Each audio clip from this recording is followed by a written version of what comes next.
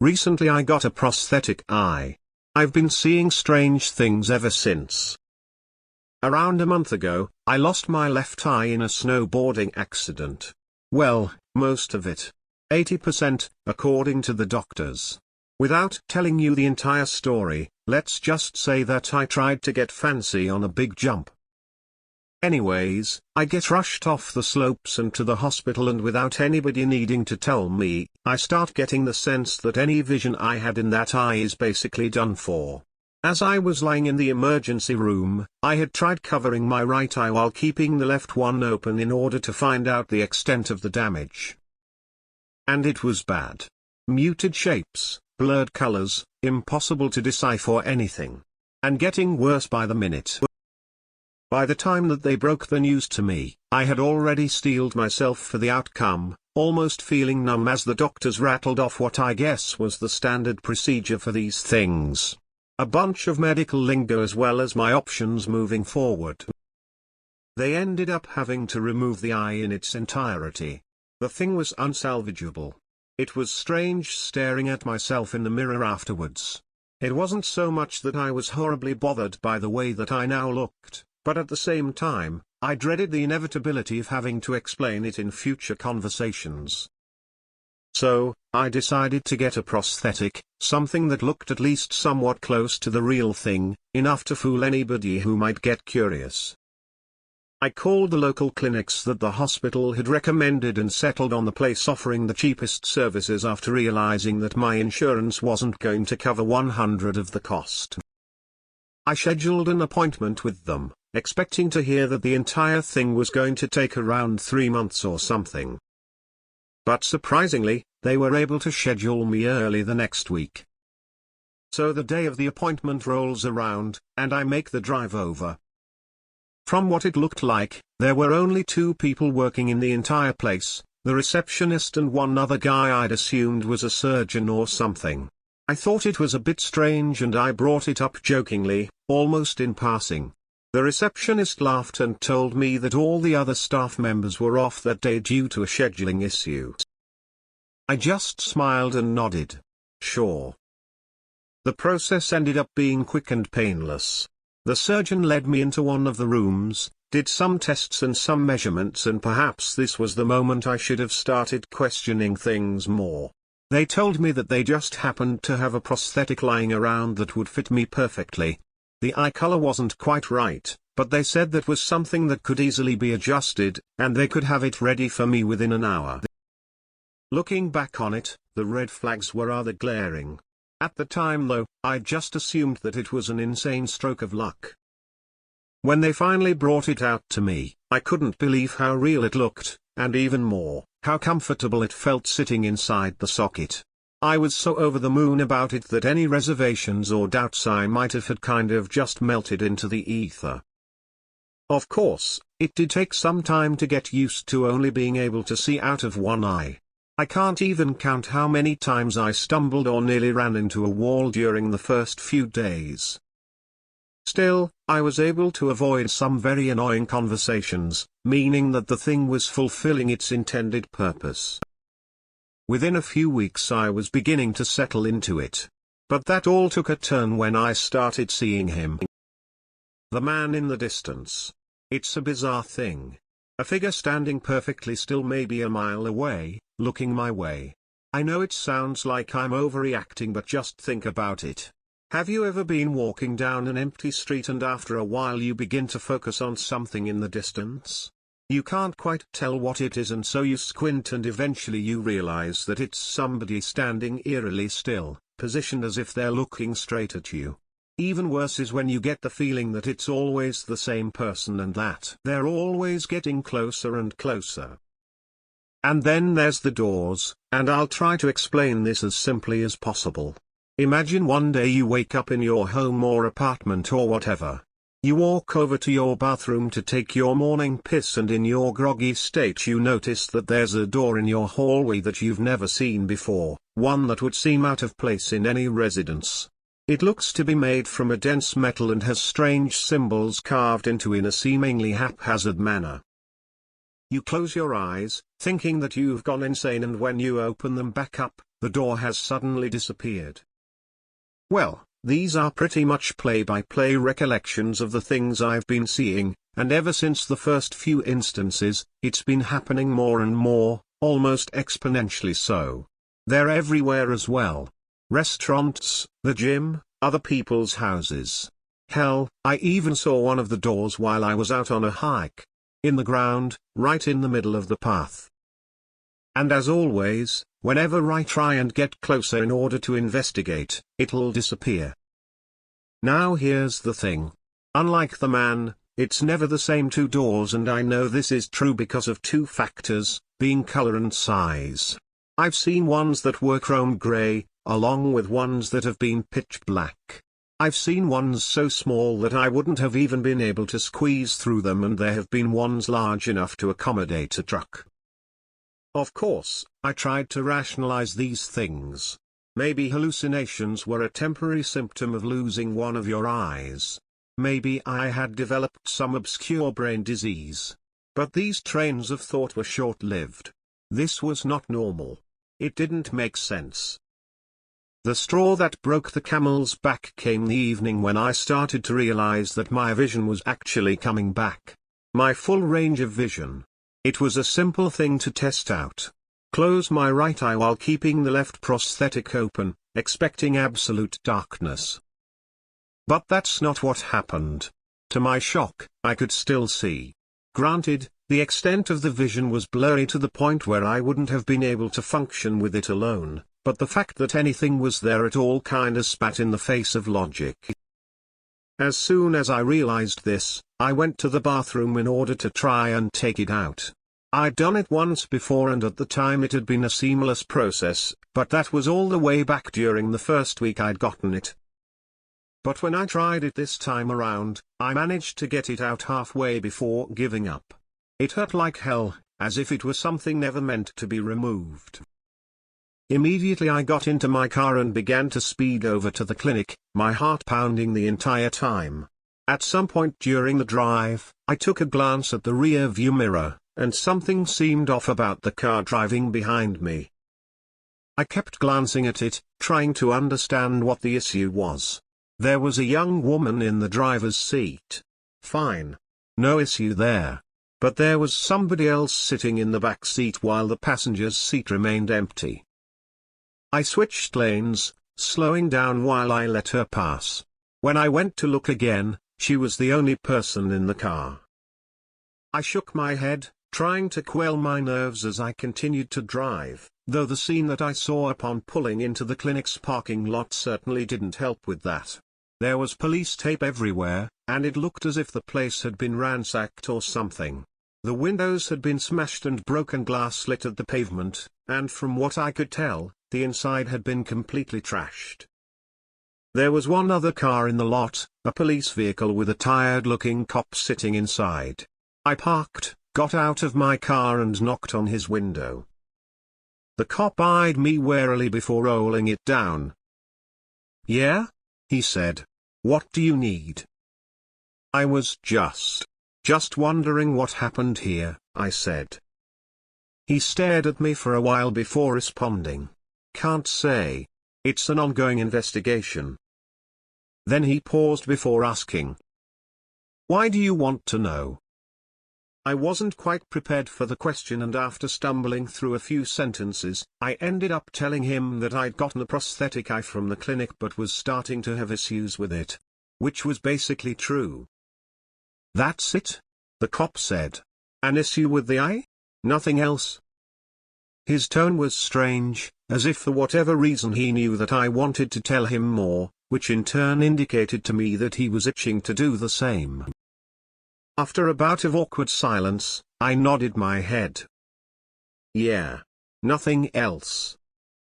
The cop just stared at me with this incredulous look on his face, and I suppose that was ultimately the reaction I was looking for. A confirmation that we were indeed on the same page. He opened his glove compartment and pulled out a notepad and began to write something down. A phone number. Then he handed it to me.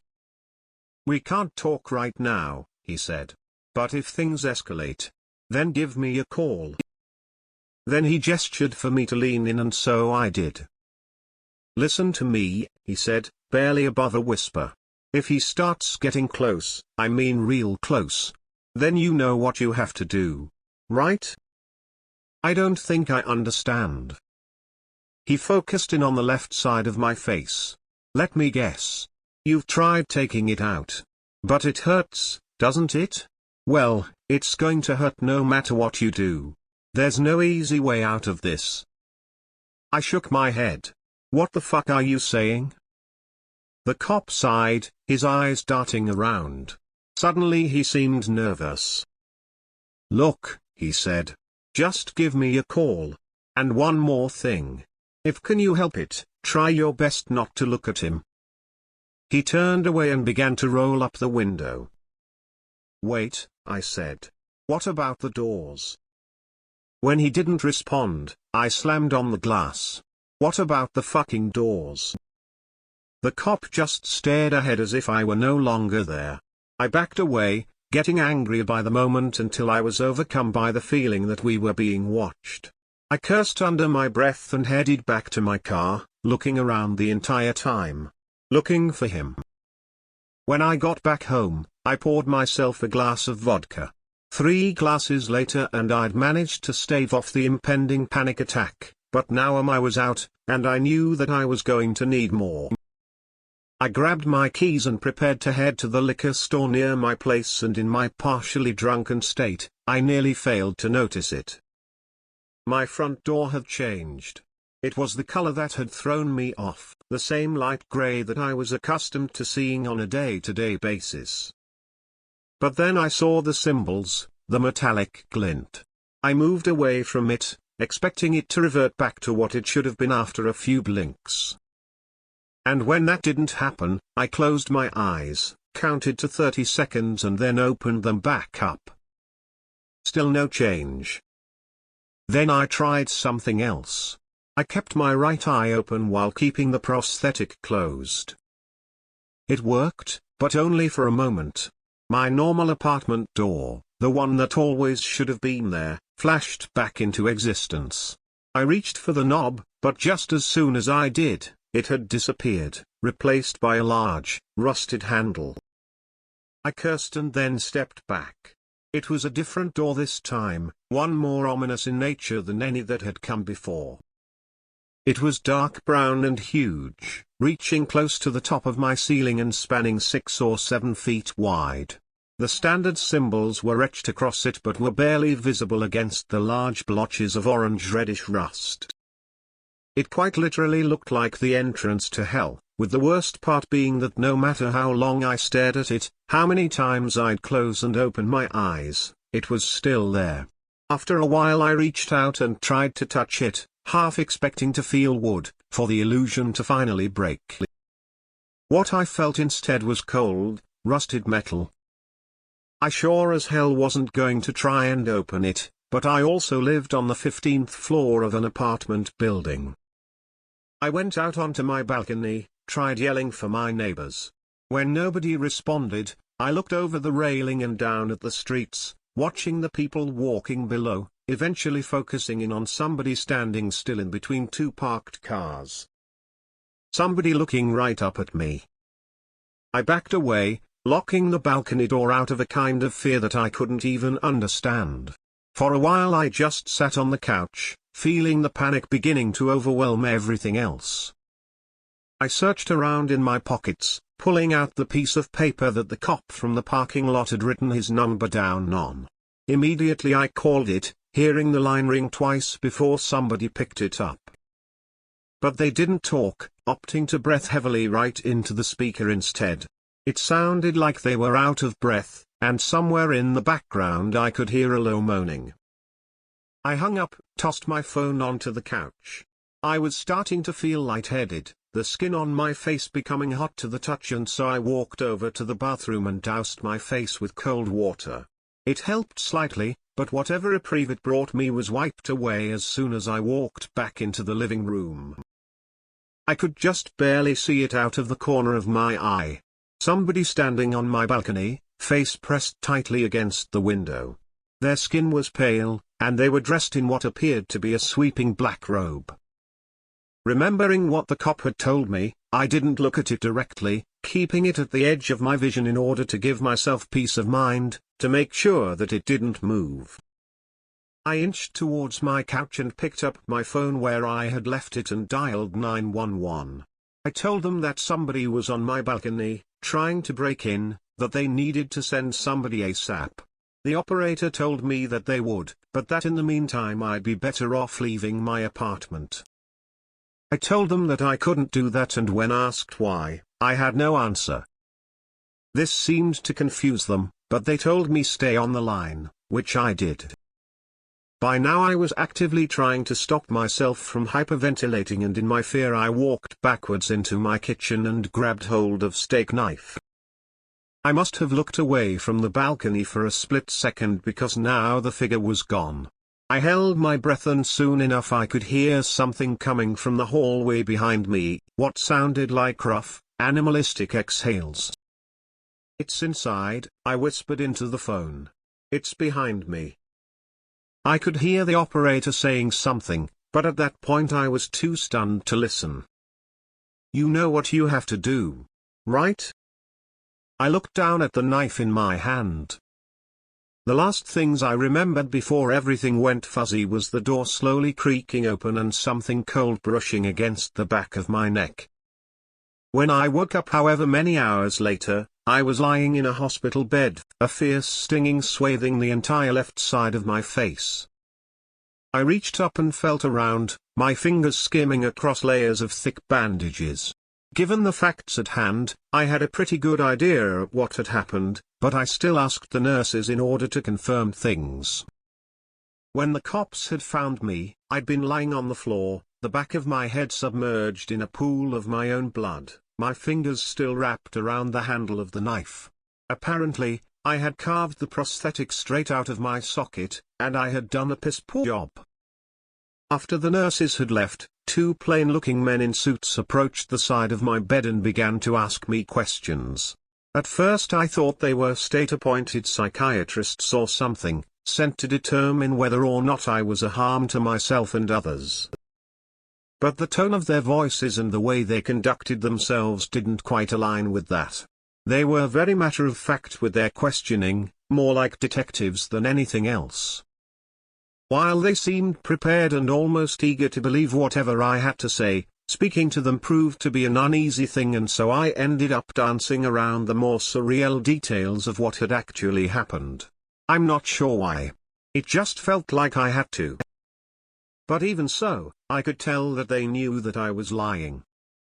After realizing that they weren't going to be able to get anything out of me, one of the suits just smiled, telling me that they'd stay in touch before they left. A strange encounter, but by that point I was too relieved to care. It was over. This fucked up nightmare had finally run its course. I nearly drifted back to sleep when I heard somebody else enter the room. I opened my eyes, sat up. It was a cop. He began to approach me nervously, and I asked him what he wanted. "I'm just curious," he said. "What happened in there?" I just stared at him. "What do you mean?" "In your apartment. What the hell was going on?" I shrugged. "I don't know. I had a manic episode or something." "No," the cop said. "No, there was something else happening. Something fucked up." I shook my head. "And how would you know?" He leaned down, getting uncomfortably close to my face. "Did they not tell you? When we got there, your door was gone. You know the front door to your apartment? It wasn't there. We had to break down the fucking wall to get inside." He paused, his eyes growing wide as if some fear of his had just been validated. "Why the fuck wouldn't it be there?" Suddenly a hand appeared on his shoulder. I looked up, seeing one of the suits from earlier. He was staring down at the cop and smiling, the malice behind the expression just barely concealed. "You're not supposed to be in here," the suit said. "Let him rest." The cop stared back at him, matching the hostility in his gaze as he stood straight and began to back away. Once he was out of sight, the suit looked down at me, the grin lingering as he gave me a nod. Then he walked out of the room, and when he shut the door behind him, it was not the same one that had been there earlier.